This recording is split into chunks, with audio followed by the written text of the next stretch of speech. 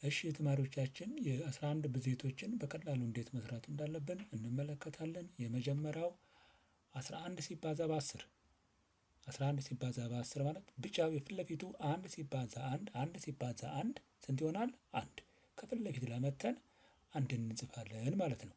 በመቀጠል ከኋላ ያለው 1 ሲባዛ 0 አረንጓዴው 1 ሲባዛ 0 1 ሲባዛ 0 ስንት ይሆናል? 0 ከኋላ እንጽፋለን ማለት ነው። በሁለቱ መካከል እነዚህ ዜሮንና አንድን ስንደምረው ስንት ይመጣል? 1 ሲደመር 0 1 ትመጣለች ማለት ነው። የመጀመሪያው ውጤት ይሄን ይመስላል። ሁለተኛው ላይ ተመልከቱት። 1 ሲባዛ 1 ስንት ይሆናል? 1። እንደገና ከኋላ ያለው 1 ሲባዛ 1 ስንት ይሆናል? 1። 1 ሲደመር 1 2 121 11 ሲባዛ በ11 121 ይሆናል ነው። 11 ሲባዛ በ12 ለሚለው ደግሞ 1 ሲባዛ 1 ሲባዛ 1 ስንት ይሆናል? 1 ነው። ከዛ ትንሽ ከፈት እናደርግና መሀል ላይ 1 የኋላውን ደግሞ ስናበዛው 1 ሲባዛ 2 ስንት ይሆናል? 2 ነው።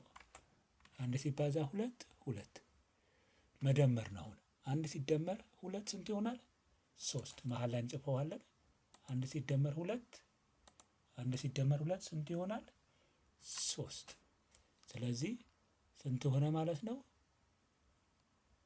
ስንት ሆነ ማለት ነው? 132 ይሆናል። 11 ሲባዛ በ13 አሁንም አንድ ጊዜ 1 ይሆናል። እንደገና አንድ ጊዜ 3 አንድ ጊዜ 3 ስንት ይሆናል? 3 ይሆናል። 3 ይሆናል። 1 ሲደመር 4 1 ሲደመር 3 4 ይሆናል ነው። 143 ይሆናል። ተመልከቱ 14ን አሁንም 1 ሲባዛ 1 የፊት ለፊቶቹን አንድ እናበዛለን። 1 ሲባዛ 1 ስንት ይሆናል? 1 እንደገና የኋላውን ስናበዛው 1 ሲባዛ በ4 1 ሲባዛ በ4 ስንት ይመጣል? 4 1 ሲደመር 4 ደግሞ ስንት ይሆናል? መሀል ላይ ገብተን ስንት እንሰጣለን? 5 እንጽፋለን። ተመልከቱት 1 ሲባዛ አሁንም 1 እንወጣለን። 1 ሲባዛ በ5 1 ሲባዛ በ5 5 1 ሲደመር 5 ስንት ይሆናል? 6 ቀጥለን 1 ሲባዛ 1 ሲባዛ በ6 6 መሀል ላይ 1 እና 6 እነዚህ ሁለቱን ስንደምራቸው 7 ይቀጥላል። 1 ሲባዛ በ1 እቺ 1 ሲባዛ በ1 ስንት ሆናለች?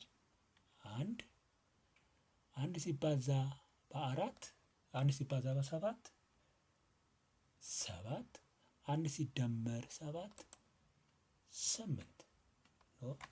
8 ሆናለች ማለት ነው።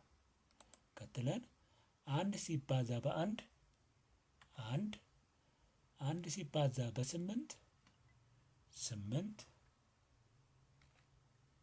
1 ሲደመር 8 ስንት ይሆናል? 9 ይሆናል ነው የሚለው። ስለዚህ እነዚህም በቀላሉ መንገድ እንዲህ እያደረግን የ11 ብዜቶችን መደመር እንችላለን። እስከ የት ድረስ ነው የሚሄደው ለሚለው 19 ድረስ እንምጣ። 1 ሲባዛ በ19 11 ሲባዛ በ19 አንድ ጊዜ 1 ስለምን እነዚህ እናንተ በቀላሉ መንገድ መስራት ትችላላችሁ። ይህንን የክፍል ስራ ለእናንተ ልልቀቀው።